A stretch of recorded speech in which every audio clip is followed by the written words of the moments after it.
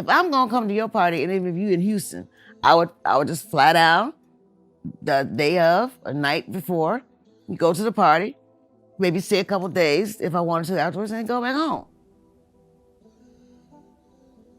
That's what killed her. I will tell you right now.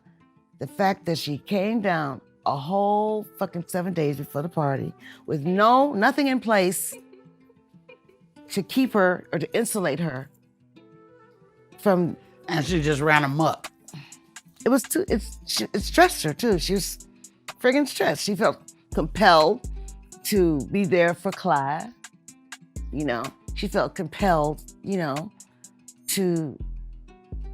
to be there. I heard you recently did a successful stint in rehab. That one sentence hit harder than anyone expected. It was said to Chaka Khan during an interview, not as a dig, but as an observation. Still, it cracked something open. And once it did, Chaka talked about what led her there and how long she'd been fighting battles no one could see. She admitted that substance abuse had been a part of her life for decades. From the peak of her fame in the 70s and 80s, when she was topping charts and touring the world, to quieter years filled with personal chaos, Chaka was, in her words, functioning, but far from okay. She started using drugs casually, like many around her, but it didn't stay casual for long. Fame amplified everything. The pressure to perform, the spotlight, the lifestyle, it blurred lines between escape and survival. She said she began self-medicating to deal with trauma, exhaustion, and a deep sense of loneliness that fame never fixed. Her wake-up call wasn't one dramatic moment, it was years of wear and tear, losing close friends to addiction, feeling numb even while doing what she loved, watching time pass while pain stayed parked.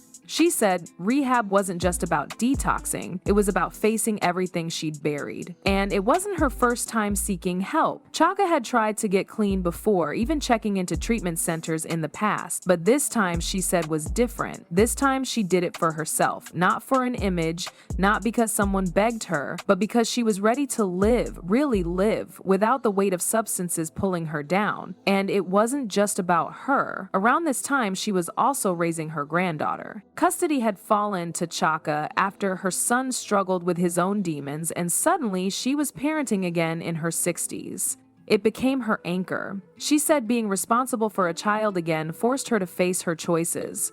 That's when the confessions began, not to stir headlines, but to heal. And the more she talked, the more people started listening. Because what she was saying, it wasn't just a celebrity story. It was human, honest, and overdue.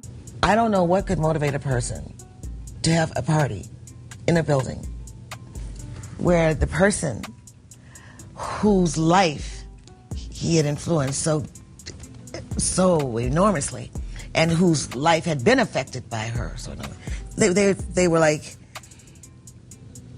I don't understand how that party Before we dive into the drama, we need to meet the woman behind the name. Because before the glam, before the fame, there was Yvette Marie Stevens. Born in 1953 in Hyde Park, Chicago, Yvette wasn't born into showbiz, but her world was already filled with rhythm. Her family wasn't rich, but they were expressive. Her father was a beatnik who worked as a photographer, and her mother had a real love for jazz. Chaka grew up surrounded by music, books, and conversation, ideas bouncing off the walls of their home. It was a creative household, but not always an easy one. Her parents split when she was 11, which marked a shift in her childhood. That sense of disruption stayed with her. Even then, she stood out. Yvette was bold, curious, and already drawn to music. By her early teens, she was writing poetry and listening to Billie Holiday, Mongo Santamaria, and Miles Davis. She attended Calumet High School but dropped out early, later joining the Black Panther Party for a short time. Her activism wasn't just for show, she believed in change. But even with that fire, her path kept circling back to music. In the early 70s, Chaka joined the band Rufus, a funky, soulful group that had talent but hadn't quite found its star. That changed when she came on board. Her voice was bold, gritty, and effortless. She could command a room. Soon, the band's energy shifted, but the industry didn't wait for permission. Without even asking her, the label started promoting them as Rufus featuring Chaka Khan.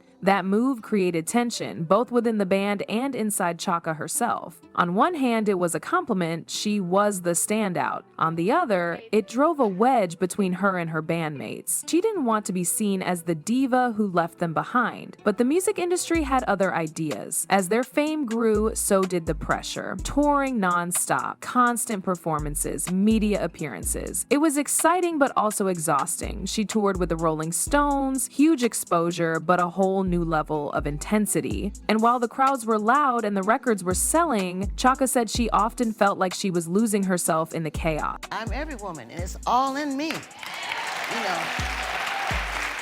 The stage may have been bright, but behind closed doors, Chaka's world turned dark. In 1976, Chaka married Richard Holland. From the outside, it looked like a new chapter. She was young, famous, and newly in love. But the relationship quickly turned toxic. It wasn't just arguments, it was violence. At one point, while 8 months pregnant with their child, things escalated. Chaka was thrown against a wall by Richard in a heated fight. That moment changed everything. Then came an incident that nearly turned deadly. During another confrontation, Richard pointed a shotgun at her. It wasn't a metaphor, it wasn't a threat, it was real. In the chaos, the gun went off. No one was hurt, but the trauma lingered. To protect her reputation, her label stepped in. The story was buried, spun into silence. The label didn't want the press sniffing around. They needed Chaka to stay marketable. But the damage was already done. Emotionally, she was unraveling. The pressure to perform, the abuse at home, and the silence she was forced into, it all started eating away at her, and in the middle of it all was her newborn daughter, Melanie. While she soared in the charts, she struggled at home. So I was like trying to run from that because I didn't, I was afraid. Being a mother didn't come with a pause button for fame. Chaka loved her daughter deeply, but being present was hard. The tours didn't stop, the studio sessions didn't slow down, and the guilt started to build. She remembers moments where Melanie would beg to come with her, once even trying to sneak into one of her suitcases. It was heartbreaking. For Chaka, every goodbye came with a sting. She was providing, yes, giving her daughter a future, but she also knew what she was missing. First steps, bedtime stories, quiet moments that fame doesn't care about. And no matter how much she tried to make up for it, there was always this sense of distance. Melanie grew up feeling it too, loving her mom but also longing for her. And then there was the question every working mom faces, but multiplied 100 times over. How do you show up for your child when your life is always somewhere else? But the hardest battle? It wasn't the industry, it was within herself. Addiction had always hovered close. Her father had struggled with it. She saw it up close as a kid, but when her own life spiraled, she turned to the same things. Heroin, cocaine, alcohol. They became her escape, a way to cope, but they also became her prison. She hit bottom more than once. There were overdoses, scares, moments where she didn't think she'd make it. Even when she tried to get clean, the pull was strong. Fame made it easier to hide, but not easier to heal. At one point, she even ended up in rehab alongside Lindsay Lohan. Different generations, same demons. For Chaka, it was humbling. She had lived decades in the public eye, but her pain wasn't any smaller. Her recovery wasn't any faster. And just when she thought she was finding her footing, the losses came. Prince's death shook her. They had been close, musically and spiritually. He had always supported her, even helped her through her addiction battles. When he passed, it was personal. And then came Whitney Houston, another voice, another friend, gone to the same struggles. That was the push Chaka needed. She checked into rehab again, this time for real, and this time she wasn't hiding from the world. She was finally showing up for herself. You were, I think, going to go to the Clive Davis party. Yes. It was a surreal event where Whitney's body was still in the hotel, and there was this sort of party where apparently half the room were in tears, the other half were kind of partying. What did you feel about that? I thought that was complete insanity. And knowing Whitney, I don't believe that she would have said, the show must go on. She was the kind of woman that would say, stop everything. I'm not going to be there. Losing friends can break you or wake you up. Chaka Khan and Prince shared more than music. They shared a deep connection rooted in creativity, spirituality, and mutual respect. He wasn't just a collaborator, he was a true friend. Prince had produced for her, supported her career through its darkest moments, and even helped financially when she was struggling. Behind the scenes, he was someone she leaned on.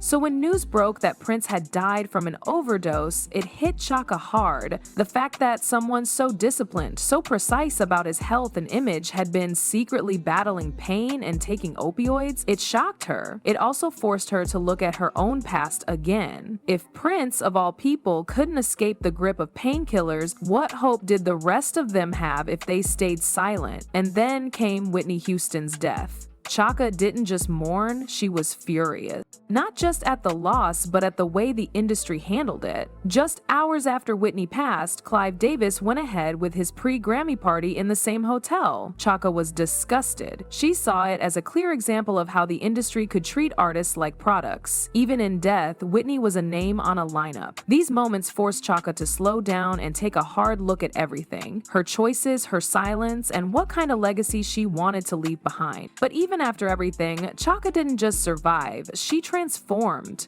She's been sober since 2013, and it's not just about quitting the substances, it's about doing the work, therapy, reflection, making amends, learning how to live again without the crutches she had leaned on for so long. But she didn't stop at healing herself. She started the Chaka Khan Foundation. At first, it focused on helping women and children in crisis, especially single mothers like she once was. But it grew. Today, it also supports people struggling with addiction, mental health challenges, and trauma. It's her way of giving back, of turning her pain into purpose. Chaka began speaking more openly about recovery, about boundaries, about surviving the industry without losing yourself. She started using her voice not just to sing, but to empower, to remind others they weren't alone. And in helping others heal, she started healing herself. They say music tells a story, but Chaka Khan's truth, it sings, it cries, and it survives. From the fire of addiction to the strength of recovery, from hidden trauma to public triumph, Chaka Khan has lived many lives in one. But in the end, her biggest hit isn't a song,